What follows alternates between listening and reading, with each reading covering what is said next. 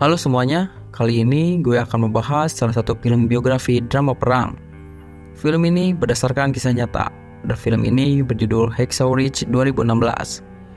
Film Hacksaw Ridge adalah film biografi drama perang yang dirilis pada tahun 2016.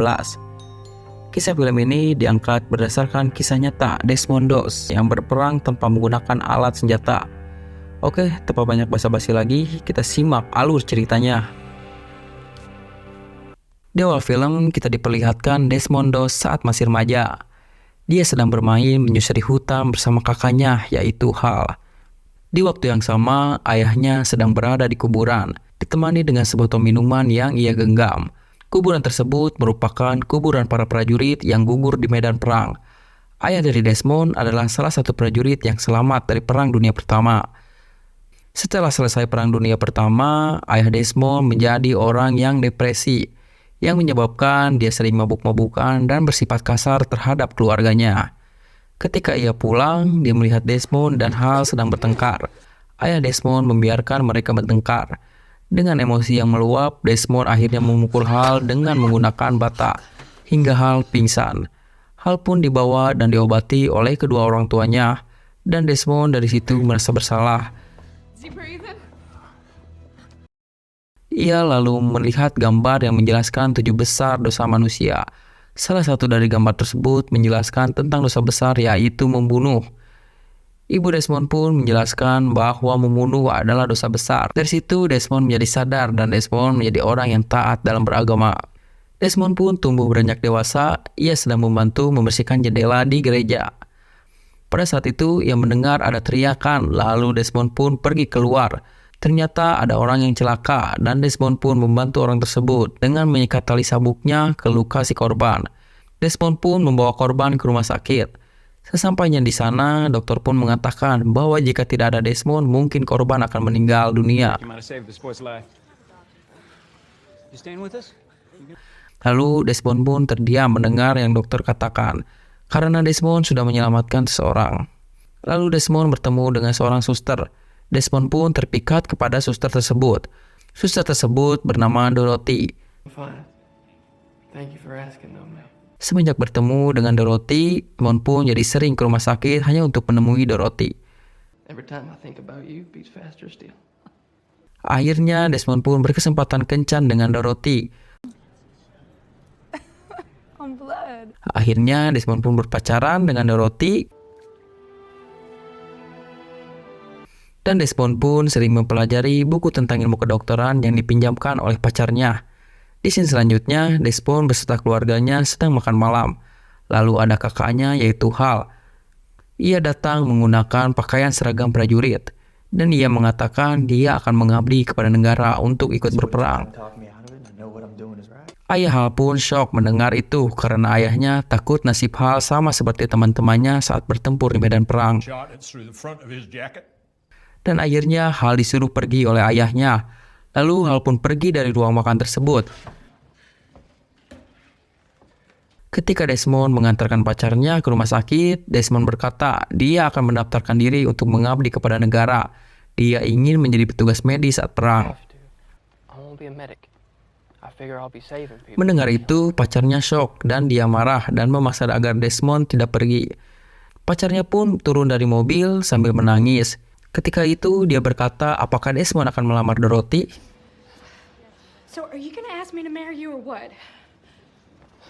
Dengan rasa senang, dia menjawab iya. Dan dia pun akan menikah ketika Desmond cuti pertamanya. Hal yang sama diucapkan kepada ayah Desmond bahwa dia akan mendaftarkan diri sebagai prajurit. Ayahnya pun ikut syok mendengar kata tersebut dan perdebatan pun terjadi. Dan akhirnya Desmond pun memutuskan pergi untuk mengabdi kepada negara. Ketika Desmond akan pergi, Dorothy pun memberi Alkitab serta foto yang diselipkan di Alkitabnya, agar dia selalu mengingat agama serta Dorothy yang selalu setia menunggunya untuk pulang. Ketika Desmond sampai ke kamp pelatihan militer, dia berkenalan dengan rekan-rekannya. Latihan demi latihan Desmond lakukan. Ketika latihan membuat tali, Desmond pun salah. Dia membuat tali 2 simpul dan semua orang menertawakan Desmond karena simpul talinya terlihat seperti bra.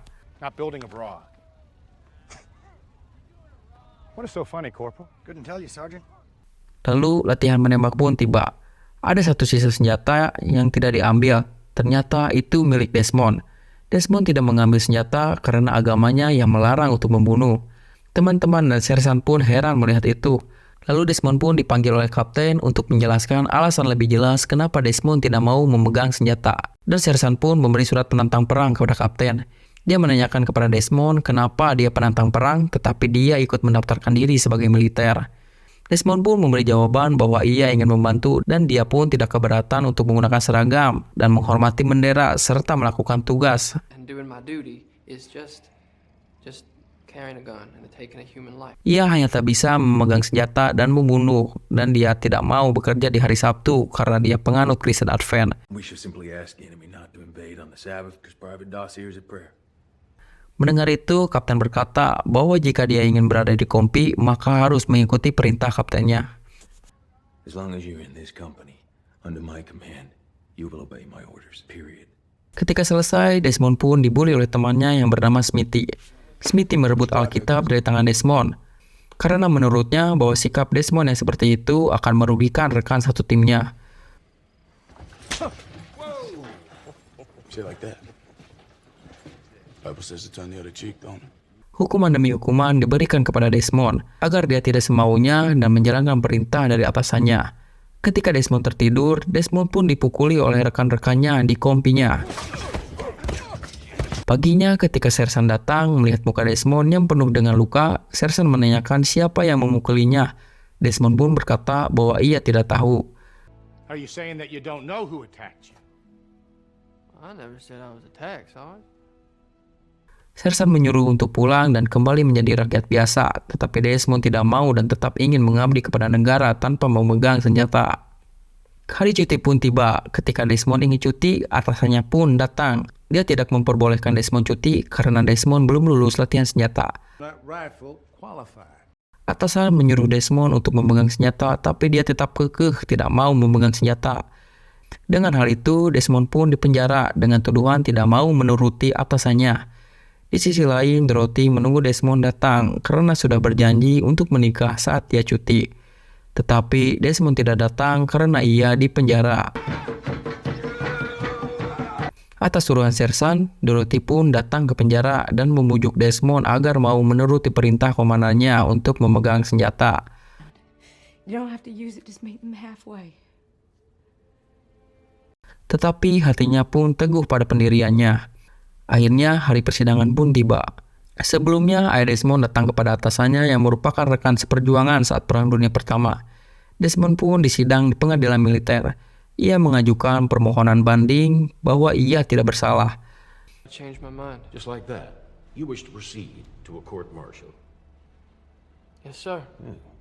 Ketika di persidangan, ayah memaksa masuk untuk memberikan surat kepada hakim.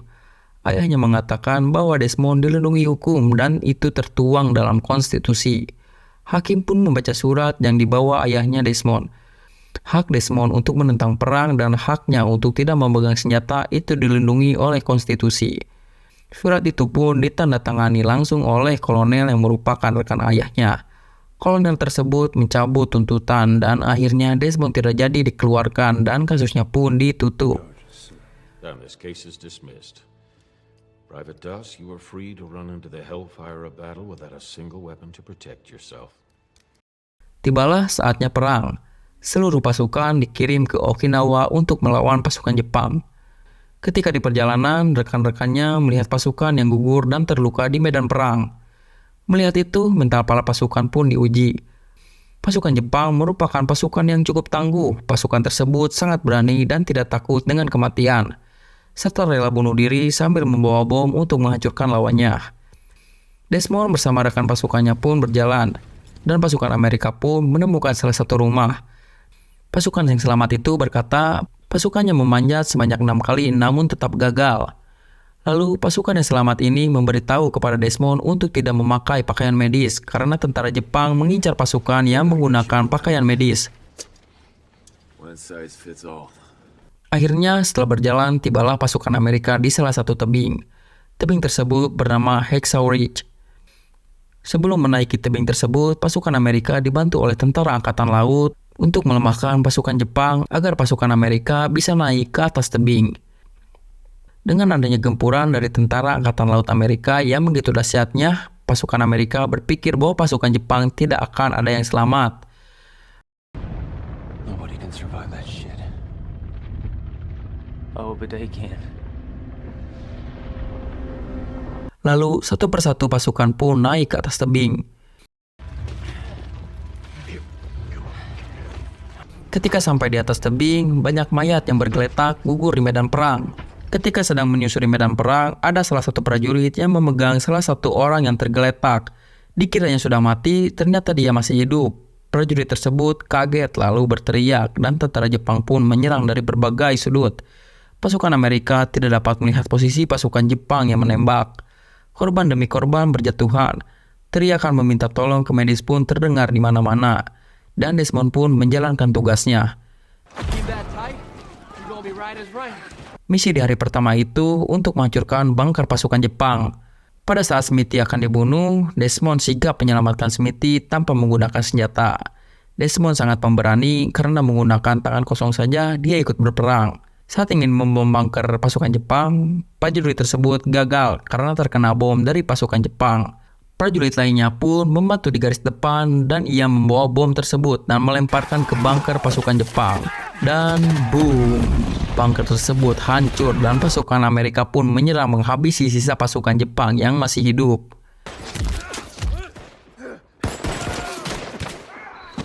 Malam hari pun tiba. Ketika merasa aman, pasukan Amerika pun beristirahat. Tetapi Desmond kekeh masih ingin mencari korban yang selamat.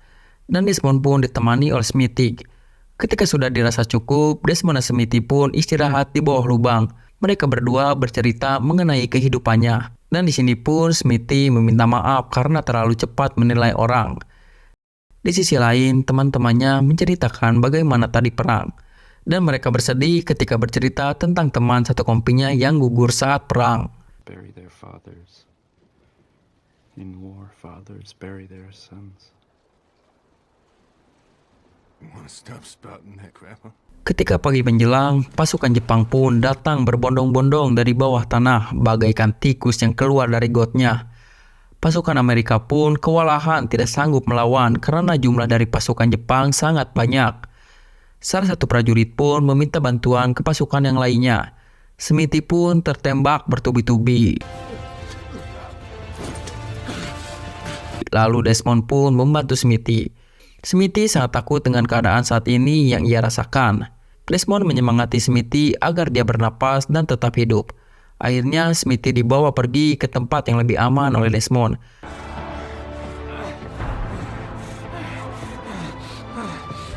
Tetapi akhirnya nyawa Smithy pun tidak tertolong. Pasukan yang lain pun mundur dan turun ke bawah tebing karena gempuran dari tentara Jepang yang sangat kuat. Tetapi Desmond masih di atas.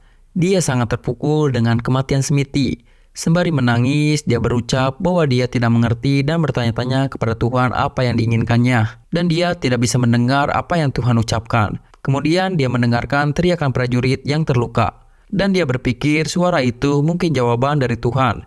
Bahwa dia ditempatkan di medan perang untuk menolong dan menyelamatkan orang-orang yang terluka.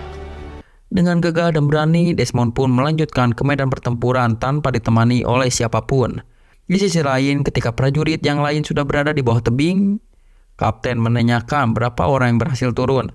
Kapten pun pergi menggunakan jeep dan menyuruh 2 orang prajurit jaga di bawah tebing.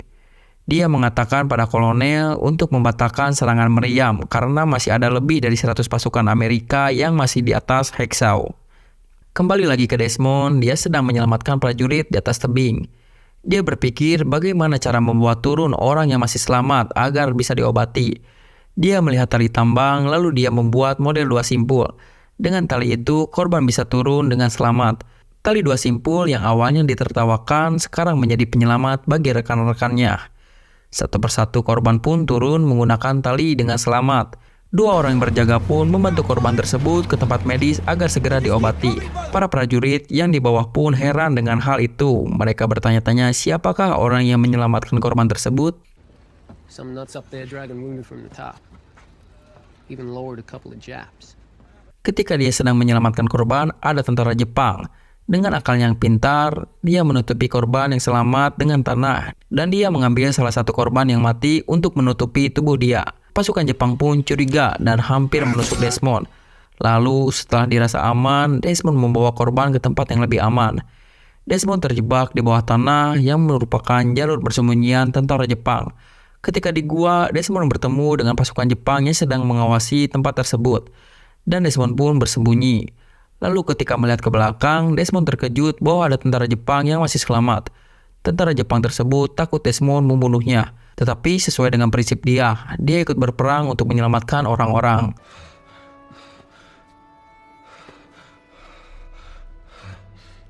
Malam hari pun tiba. Desmond terus saja mencari orang yang masih selamat. Satu persatu bisa diselamatkan dan turun ke bawah. Tak hanya pasukan Amerika, pasukan Jepang pun turut dia bantu dan menurunkannya ke bawah tebing agar tetap selamat. Saat dia lelah, dia berdoa kepada Tuhan agar dia bisa menolong satu orang lagi.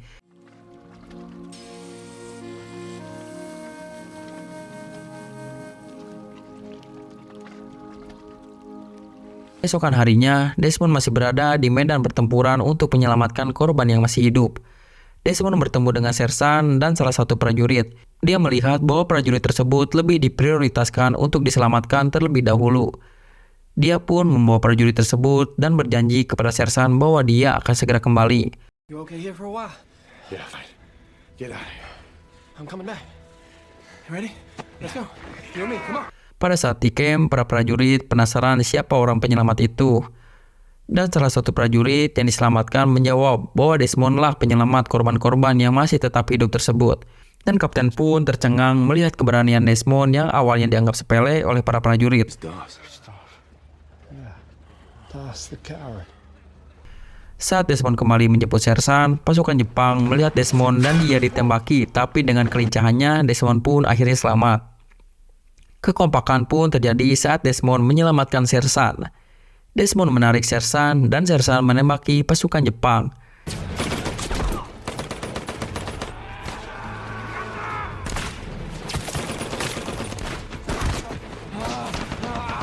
Dan akhirnya Desmond pun bisa turun bersama sersan.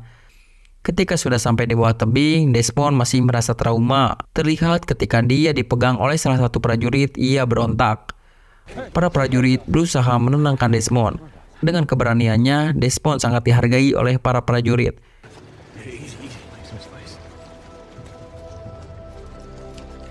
Dan Desmond pun akhirnya dibawa ke camp. Pada saat beristirahat sambil membaca kitab Injil, Desmond dihampiri oleh Kapten Glover. Dia berkata bahwa Desmond telah melayani negara ini lebih dari siapapun. Dan ia pun meminta maaf bahwa ia telah salah menilai seseorang. Lalu dia berkata bahwa besok kita harus naik ke atas untuk bertempur di medan perang. Dia pun mengerti bahwa besok adalah hari Sabtu dan Desmond tidak bisa bekerja. Tetapi karena prajurit lain percaya bahwa Desmond bisa membawa keajaiban, maka prajurit tidak akan pergi jika Desmond tidak ikut pergi. What you did on that ridge is nothing short of a miracle. And they want a piece of it. Keesokan harinya, para prajurit sudah siap di bawah tebing. Sebelum pergi berperang, Desmond mendoakan seluruh pasukan Amerika agar seluruh pasukan pun pulang dengan selamat.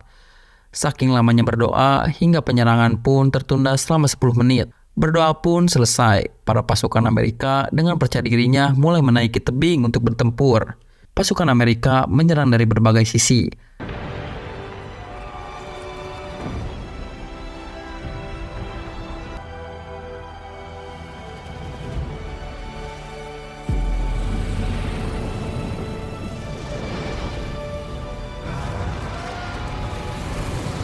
Tak tahan dengan gempuran pasukan Amerika, lalu salah satu pasukan Jepang pun ada yang melakukan harakiri. Lalu ada pasukan Jepang yang menyerah mengibarkan bendera putih. Tetapi itu hanya tipuan saja. Bagi tentara Jepang tak ada kata menyerah dalam berperang. Tentara Jepang tersebut lalu melemparkan granat. Dengan sigap Desmond menendang granat tersebut. Namun sayang, granat tersebut meledak saat Desmond tendang dan akhirnya Desmond pun terjatuh. Lalu rekan-rekannya menyelamatkan Desmond ke tempat yang lebih aman. Meskipun sedang kesakitan, Desmond ingat dengan Alkitabnya.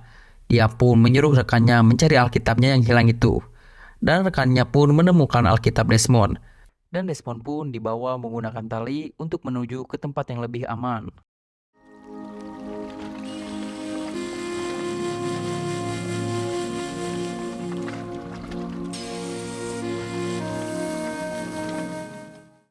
Film ini berdasarkan kisah nyata Desmond Tomandos yang menyelamatkan 75 korban dari atas tebing. Atas keberaniannya dan perjuangannya untuk melayani negara, dan dia pun penantang pertama yang diberi medali kehormatan penghargaan tertinggi Amerika untuk keberanian perang.